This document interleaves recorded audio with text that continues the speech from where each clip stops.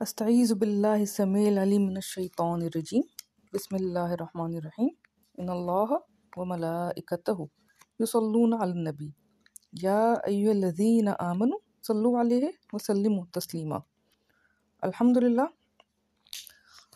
Android ٹیلی phones پہ پلے store پہ freely بغیر کسی ہدیے کے الصلاۃ الممدوح یعنی کہ صلاۃ کی جو ٹرانسلیشن ہے، ترجمہ ہے الممدوح سٹائل میں سہل لسانی یعنی کہ ٹرائی لنگول اویلیبل ہے۔ اور ہم اب دیکھ لیتے ہیں کہ اس ایپ کو پڑھنے کا کیا طریقہ کار ہے۔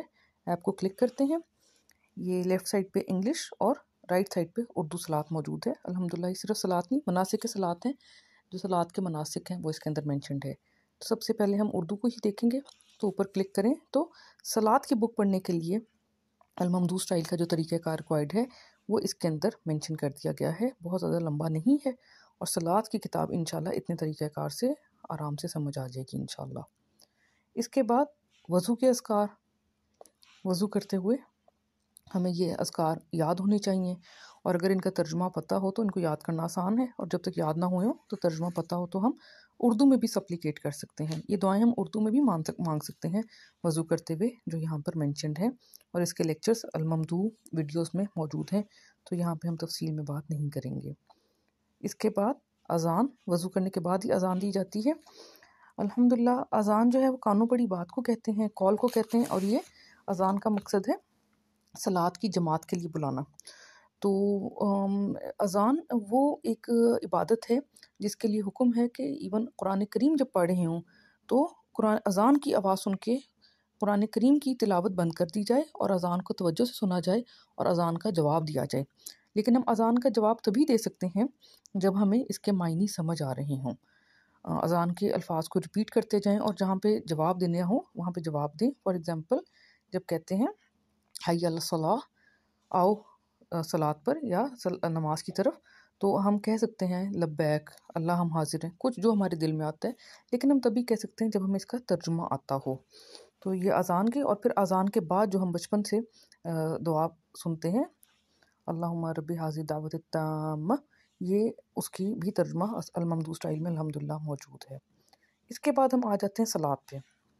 الممدوح میں ہم نے جو صلاۃ ہم پڑھتے ہیں اس کے علاوہ بہت سارے ایسے اذکار جو ثابت ہیں رسول اللہ صلی اللہ علیہ وسلم سے اور دیگر علماء سے، وہ ہم نے اس میں کچھ نہ کچھ ڈالے ہیں۔ کتاب کو بہت بڑا بھی نہیں کیا، لیکن ہمیں امہات المؤمنین رضی اللہ تعالیٰ عنہن سے یہ ثابت ہے، اور آقا علیہ السلام کے دیگر رفقا کے ساتھ بھی جو ہے احادیث کرام سے یہ ثابت ہے کہ آقا علیہ السلام جب اپنی نفلی عبادت کرتے تھے تو آقا علیہ السلام آدھے آدھے گھنٹے کا قیام فرماتے، اچھا جی، آدھے آدھے گھنٹے کا رکوع فرماتے، آدھے آدھے گھنٹے کے سجود، آدھے آدھے گھنٹے کا قعدہ فرماتے۔ تو وہ اس میں سپلیکیشنز کرتے رہتے، اس میں جہاں پہ تسبیحات کرنی ہے وہاں پہ وہ بے پناہ تسبیحات اللہ تعالیٰ کی پڑھتے رہتے، اور جہاں پہ دعا کرنی ہوتی وہاں پہ وہ دعائیں مانگتے۔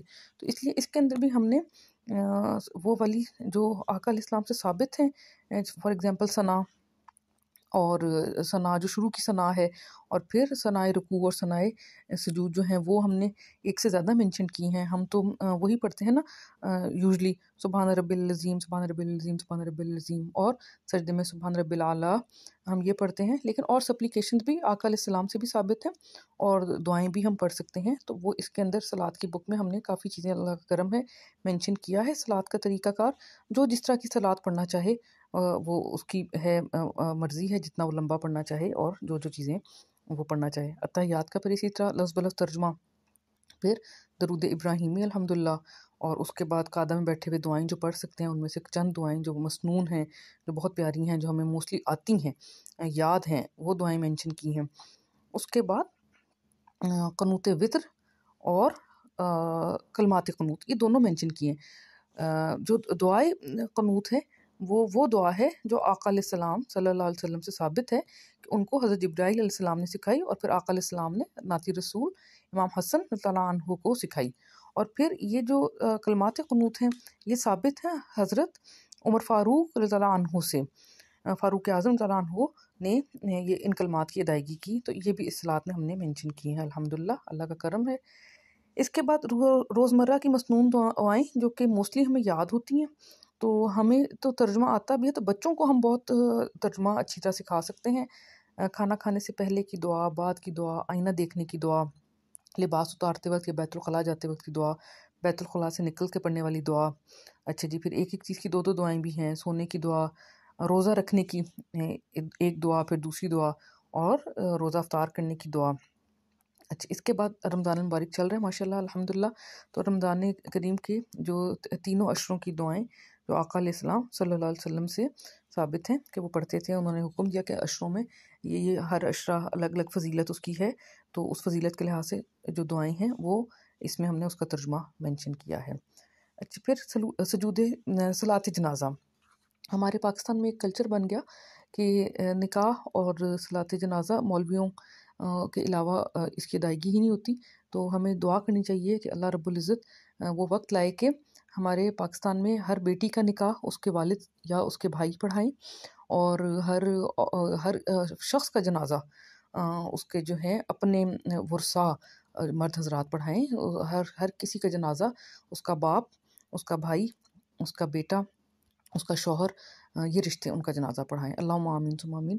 تو یہ جنازے کے جو ہے صلاۃ جنازہ ہے، یہ اس کا ترجمہ الممدود سٹائل میں بالکل تحلیل کر کے الفاظ کو یہ مینشن کیا گیا ہے. اور اس کے بعد اللہ کا لاکھ لاکھ کرم ہے، بہت ہی پیاری چیز الحمدللہ اللہ کا کرم ہے کہ سجود تلاوت ہیں. قرآن کریم میں سجود تلاوت ظاہر ہے ہمیں پتہ ہے پورے قرآن میں موجود ہے. سب سے پہلا سجدہ 7ویں سورۃ الاعراف میں آتا ہے، اس وقت کوئی سجدہ نہیں، اور اس کے بعد پھر سجدے آتے ہیں. تو الحمدللہ اللہ کا کرم ہے کہ ہم نے ان تمام سجود کو ان کے ترجمے کے ساتھ ایک جگہ پہ جمع کر دیا، تاکہ جب ایک یہ بہت اچھا اللہ تعالیٰ کا اس میں کوئی شک ہی نہیں کہ دل کرتا ہے کہ سارے سجود تلاوت انسان پڑھتا جائے اور سجدہ کرتا جائے. اور یہ ایک وظیفہ بھی ہوتا ہے کہ ایک ایک کریں آپ آیت سجدہ پڑھیں اور پھر سجدہ کر کے اللہ تعالیٰ سے دعا کریں، تو وہ دعا کبھی رد نہیں ہوتی. تو یہ ایک وظیفہ بھی اتنا پیارا ہے. تو پھر قرآن کریم میں جو پارٹیشنز لگائی ہوتی ہیں سجود تلاوت کے لیے، تو یہ اللہ کا کرم ہے کہ یہ ایک جگہ پہ الممدوح میں جمع ہوگی. الحمدللہ اللہ کا کرم ہے، کسی انسان کا کوئی کمال نہیں. تو یہ سجود تلاوت یہ یہاں پہ موجود ہیں الحمدللہ. تو تمام سجدے، اور یہ ہم دیکھ سکتے ہیں کہ 14 سجدے ہیں، کیونکہ سورۃ الحج کی آیت نمبر 77 جو ہے وہ سجدہ عند الشافعی ہے الحمدللہ. تو وہ بھی لیکن ہمارے قرآن میں مینشنڈ ہوتے ہیں. تو افضل ہے کہ سجدے کر لیے جائیں. جہاں پہ گمان بھی ہے کہ سجدہ تھا تو وہاں پہ ضرور کرنا چاہیے الحمدللہ. الحمدللہ بہت بڑے علماء نے ان کا جو ہے سجود تلاوت کا ڈیسائیڈ کیا ہوا ہے. اچھا، اس کے بعد یہ فری الحمدللہ فریلی اویلیبل صلاۃ کی ای بک ہے، جو کہ آپ پرنٹ آؤٹ لے سکتے ہیں، اپنے پاس رکھ سکتے ہیں. پورے تمام مناسک جو ابھی تک ہم نے ڈسکس کیے وہ یہاں پہ موجود ہیں. اس کے بعد اللہ کا کرم ہے کہ اب لیفٹ سائڈ پہ ہم دیکھیں تو انگلش میں یہی سب کچھ میتھڈولوجی، ایبلوژن، اذان، یہ سب اسی طرح تحلیل کر کے الفاظ کو، اور اس کے نیچے ان کے انگلش میننگ، کیونکہ ہمارے بچے ماشاءاللہ زیادہ جو ہیں انگلش کو زیادہ پریفر کرتے ہیں الحمدللہ. تو پھر فیونرل صلاۃ یعنی کہ صلاۃ جنازہ and recitation prostrations and then the complete e book of الصلاۃ الحمدللہ. یہ بھی اسی طرح اویلیبل ہے انگلش میں ٹرانسلیٹ کر کے. اور اگر ہم یہاں پہ اس سائڈ پہ کالم میں دیکھ لیتے ہیں تو بک مارکس لگے ہوئے ہیں. تو فار ایگزامپل ہم نے نماز پڑھتے ہوئے یہ نماز کی یہاں پہ جاتے ہوئے ہم نے اس پیج پہ بک مارک کیا تھا، تو اب ہم نے بند کر دی، اور جب ہم دیکھنا چاہتے ہیں کہ میں نے کہاں پہ چھوڑا تھا، یہ میں نے کیا نشان لگایا تھا، تو ہم بک مارک میں جا کے دیکھ سکتے ہیں کہ وہی والا پیج کھل جائے گا، اور پھر ہم بک مارک کو ڈیلیٹ کر سکتے ہیں آرام کے ساتھ الحمدللہ. اس کے بعد یہ کہ اس کے اندر ہم دیکھ سکتے ہیں کہ مالی معاونت کرنے والے اللہ تعالیٰ اس کو صدقہ جاریہ بنائے ان سب کے لیے، ان کے ماں باپ، اولاد، بہن بھائی، اہل و عیال، دوست احباب، سب کے لیے صدقہ جاریہ بنائے، کیونکہ صلاۃ تو سب سے زیادہ پڑھی جانے والی بک انشاءاللہ صلاۃ ہوگی. پھر اس بک کو اگر آپ منگوانا چاہیں تو کانٹیکٹ بھی اویلیبل ہے واٹس ایپ پہ، وائس میسیج یا واٹس ایپ میسیج ہی کریں، کال نہ کریں. اور اس کے بعد یہ ہے کہ الحمدللہ اس کے اندر ہم دیکھ سکتے ہیں کہ پڑھتے ہوئے نائٹ موڈ پہ لانا چاہیں تو نائٹ موڈ بھی آ جاتا ہے. تو صدقہ جاریہ سمجھ کے شیئر بھی کریں. جزاکم اللہ خیرن کثیرا.